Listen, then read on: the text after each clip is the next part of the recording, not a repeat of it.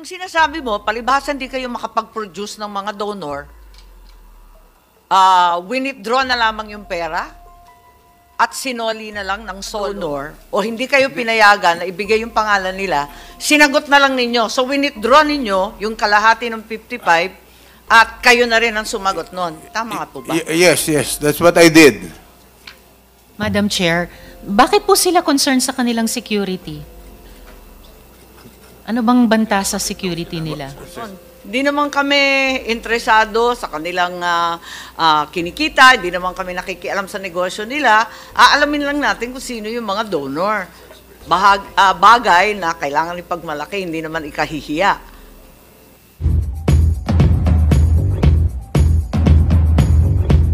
We are now 2 weeks down the road and we're still not in receipt of the list of donors. And I remember Mr. Oñate said ibibigay po nila sa chair yung araw na yon mismo. Yes, that's right. I think we had a 2 o'clock deadline, but we have as yet not received anything. Mr. Oñate is here. Perhaps you can reply to Yes, the question of please. Senator I have all Ontiveros. intents of honor. Yes, please, Mr. Oñate, please. Madam Chair, if I may, yeah, just I one want- quick. I'm sorry, I think I Mr. really want- Oñate would like to reply, Attorney. I had all intention of fulfilling what I said. I think I told you that we will submit the list of the donors with my lawyers. But you know, I obeyed what Senator Chis said, mentioned here, that maybe you might want to consult your contributors, which I did. I did consult them over the last many days, and they didn't want to reveal their names. They didn't want their names divulged or revealed. Yes, to reiterate the statement The of reason that they gave me Yes, is sorry. that they are concerned with their privacy, they are concerned with their security. But there's no issue of security or privacy. I think it's a matter of pride that as a committed citizen, you are advocating constitutional change. As Senator Chi said, it should be an Yes, an activity that you take pride and honor in. They support constitutional change, but they are also concerned about their security and their privacy. And I think maybe they thought about it, maybe they deemed it more important that their security, their privacy, and their family is higher than their concern about people's initiative. Partikular sa advertisement na itinatanong natin na walang nagtanong kay Mr. Oñate noon, sila mismo nagsabi it cost 55 million pesos.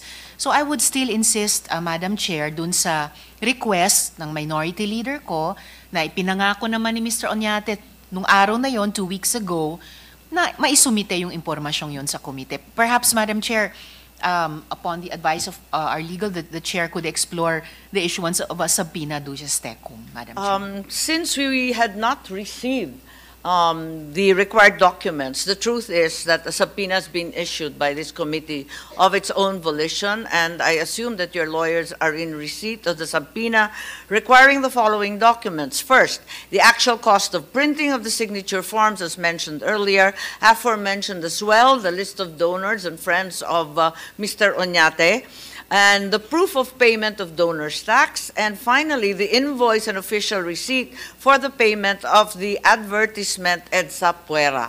I think these were the requested documents in the subpoena that was served, I believe, last night. Is that correct, or last evening?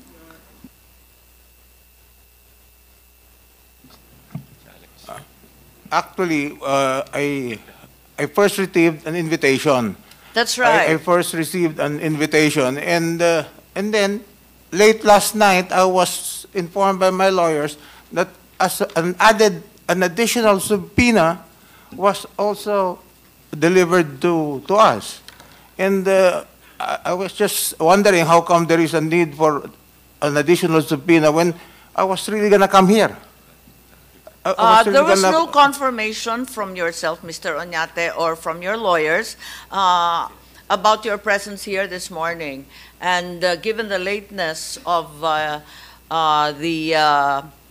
submission and the continued delay, we felt it was incumbent upon the committee to issue a subpoena. And I believe that another motion is actually on the floor at the moment from Senator Ontiveros, similarly ordering a subpoena. Madam Chair, if I may. Madam Chair. Yes po, and I think you had representation as well who were warned on February 2 in Davao. I believe Attorney Ryan and someone else, if I'm not mistaken, were actually in Davao. And again, the chair, who is not famous for patience, was very, very patiently reminding you time and again to please submit the requested documents. Yes, Yes. Madam Chair. We Attorney confirm. Alex, please. Thank you, Madam Chair. We confirmed receipt of the subpoena duces tecum last night at around 7:30 p.m. And we filed our compliance this morning, Your Honors. And in our compliance, it Are you requires... telling us that we're in fact already in receipt of the documents requested by Minority Leader Pimentel? Some of the documents are there, Your Honor, and it requires an explanation. And Mr. Oñate would explain, as to the submission of the names of the contributors, he indeed sought the consent of his contributors, but unfortunately, they refused to allow him to divulge his names. And that's why Mr. Oñate was unable to continue, because what actually happened was, he was forced to return their contributions. And we attach in our compliance the withdrawal slips showing that Mr. Oñate withdrew some substantial amounts and returned the contributions of some of his friends, Your Honors. That's what happened. Ang sinasabi mo, palibhasa hindi kayo makapag-produce ng mga donor, withdraw na lamang yung pera at sinoli na lang ng solo ni Mr. Turn Oñate. their Ganyan po ba yung contributions, nangyari? Madam Senator. Madam Chair. Parang nalalabuan po ako. Madam Ano ba Chair. nangyari? Paliwanag po natin. Si Senator Binay mukhang nalilito rin po. Hindi, Madam Chair, siguro magandang tanongin yung BIR. Sa ganitong transaction, wala pa ba yung BIR? Okay. Madam Chair. Yes po. I think there's a question muna. Mr. Oñate, tama po ba yung pagkaintindi namin na palibhasa wala yung mga donor o hindi kayo pinayagan na ibigay yung pangalan nila, sinagot na lang ninyo. So withdraw ninyo yung kalahati ng 55 at kayo na rin ang sumagot nun. Tama nga po ba? Yes, that's what I did. Kasi nahihilo po ako sa billing statement, hindi po tugma dun sa sinabi ninyo. Ang sabi po ninyo, ang halaga ng TV ad nasa 55 million. Ang unang pagkaintindi namin, 27.5 million. I think I withdrew a little bit more than that, yeah. Okay. Yeah. Pero, ang nalilito ako po rito, dahil yung billing statement ng Ghana, nasa 211 million 935 million, tama ba to? 786. Ba't lumobo to? Yung 55 million na dapat 27.5 million lamang, ngayon lumaki pa sa 211 million at higit. Yes Madam po. Chair, that's a very sharp observation. But let me explain. The quotation there, the 211 million plus, was a quotation for an 8-week TV ad campaign. And what Mr. Oñate paid, that 55 million represents payment for only 2 weeks, Madam Chair. You know, unang na-raise na amount, 55 million. That was good for 2 weeks, but unfortunately, it aired only for a few days. Thank you, Madam Chair. This looks like a bill. Parang bayad na to eh. No, Madam Chair, hindi pa po yan bayad. That is a quotation. That is a quotation sent by invoice, Madam Chair. In fact, Meron ba kayong official receipt, voucher, resibo na tumutugma dun sa 55 milyones? Madam Chair, we already requested Mr. Greg Garcia, our advertising guy, the creative firm, to submit so that we can comply an official receipt or a sales invoice as to the 55 million. we will submit that as soon as possible, Madam Chair. Madam Yes, Chair. maybe urge Mr. Greg Garcia, who's Yeah, a siguro friend just to to share, many of Madam us, Chair. to come and also attend or make a deposition so that we can get clarity on this matter. Yes, Yeah, Senator siguro Binay, just to please. share, Madam Chair, lahat naman tayo, nung tumatakbo tayo, alam natin yung proseso kung paano mag-book ng ad sa mga TV station. So, nagtataka lang ako na it's been almost a month. Kayo yung client, wala kayong kopya ng OR, ng placements nyo. So, nakakaduda na bakit na kay Mr. Garcia yung copy. Yun lang po, Madam Chair. Tama, Madam hindi naman Chair. niya tataguin yun eh. Binayaran siya. Ba't siya magtatago ng resibo? Yes, Dapat Madam yung Chair. nagbayad ang Madam may Chair. resibo, di ba? Hindi niya po itatago. We already spoke with Mr. Garcia and he told us that he will submit the invoice for the 55 million. That represents only for the 2 weeks TV ad campaign. For the Madam Chair. information of the members, we actually invited Greg Garcia through PIRMA to attend and help us clarify the situation. And the floor goes back to Senator Risa, who actually had questions pending. Sorry. It's all right, thank you, Madam Chair. Itanong ko lang kay Mr. Oñate kasi sabi nila, nag-withdraw kayo ng higit 27.5 million pesos para i-reimburse yung mga ibang donors nyo na ayaw yung pangalanan sa komite. A little more than 27.5 million pesos. Magkano exactly ang winidraw nyo? I think I withdrew 28 million Kailan nyo po winidraw yung 28 million? last week. Anong araw po last week? At saang bangko po ninyo i-withdraw yung 28 million?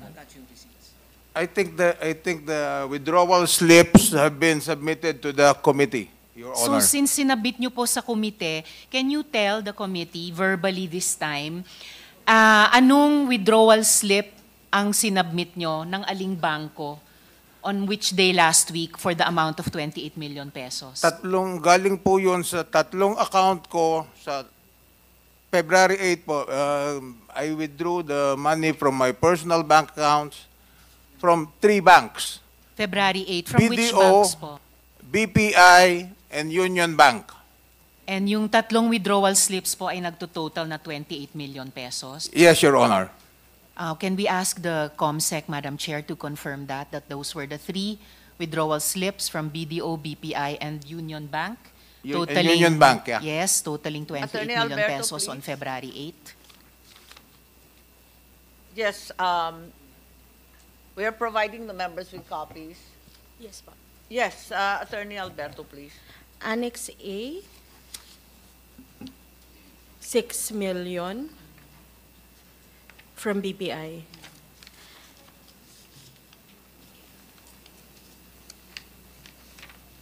Annex C, cash 3 million also from BPI.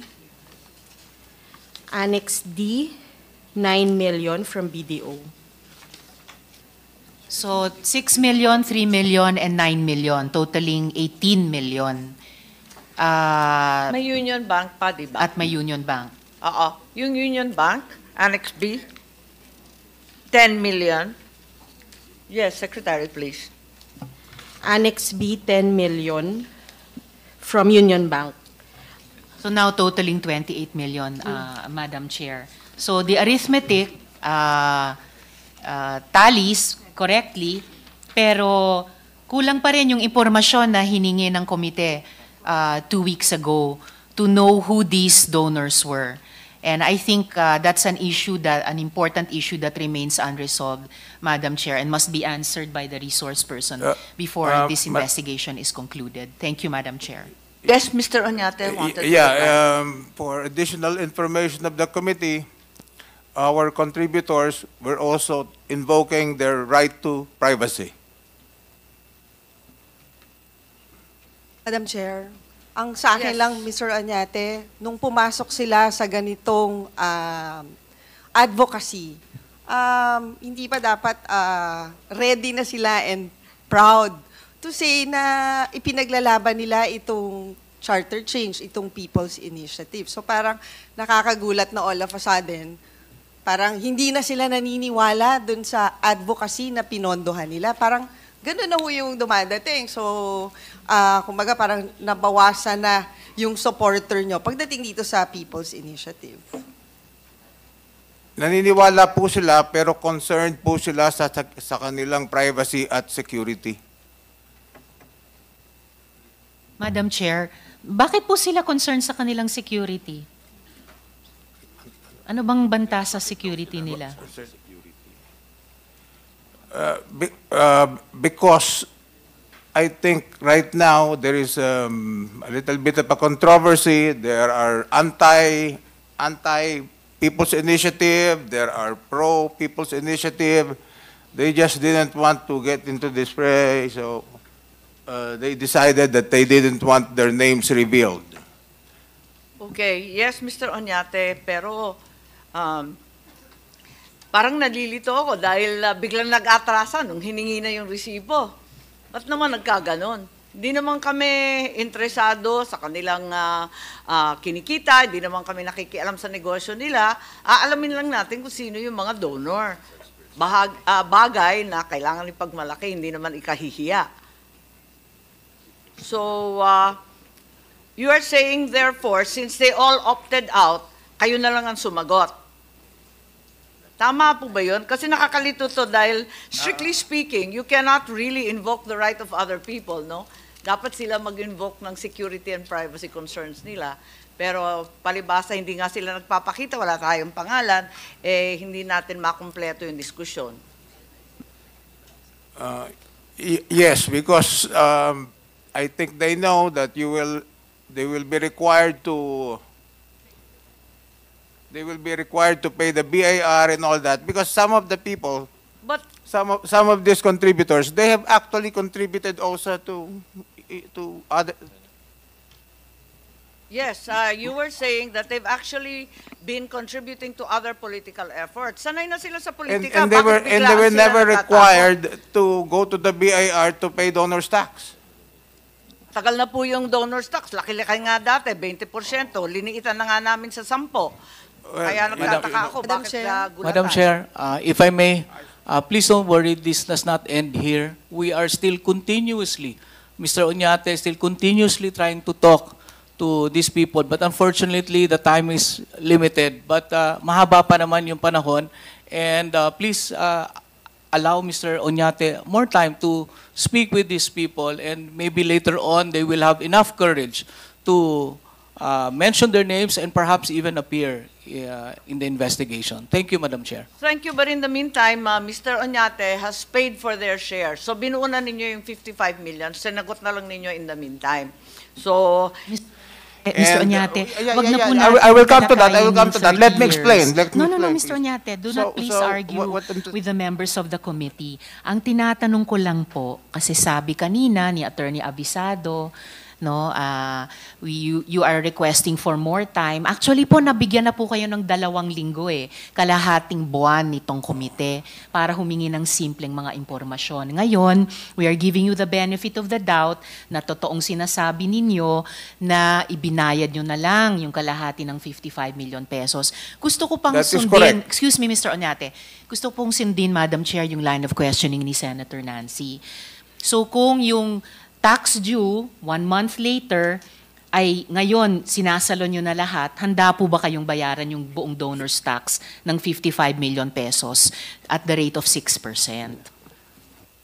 Madam Chair, if I may, that is a legal question, and No, with Madam the- Chair. And I was asking Mr. Oñate, not the good attorney. Yeah, It is ma'am. not a legal question po. It is a matter of fact. Facts po yung tinatanong ng komite. Your- Iniiba-iba nyo yung mga sequence of events or yung events na nag-transpire. We are giving you the benefit of the doubt. Tinatanong ko lang po, a non-legal question, kung handa si Mr. Oñate, bayaran ang 6% donor's tax sa 55 million pesos dun sa ad na iyan, Madam Yes, ma'am. Chair. Yes, ma'am. If, before he can answer, may we ask also, with all due respect to the BIR official, if the contribution was returned, is there still a taxable transaction? If there is, then Mr. Oñate will pay for it. But if there's none, baka wala na rin po. Thank you, Madam Chair. Actually, question lang ha. Kasi di ba on record, it's your law office who's the client of the network.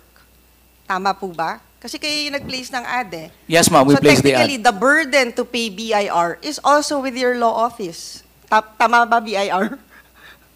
It depends po kung anong tax ang babayaran.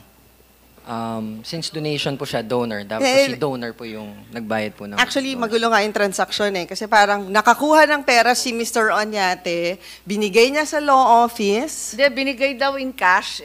If I'm correct, kaya ako nalilito sa narration of events, Senator Binay, nung una tayo nagtagpo, ang sabi sa hearing, dinala yung 55 million ni Mr. Onyate kay Greg Garcia. Diretso. Wala pang abogado nun. Kaya lang hindi mabuo ng pirma at ni Mr. Onyate yung documentary requirements, kaya ang Ghana Law Office ang siyang nagpirma at nagbigay ng documentary requirements.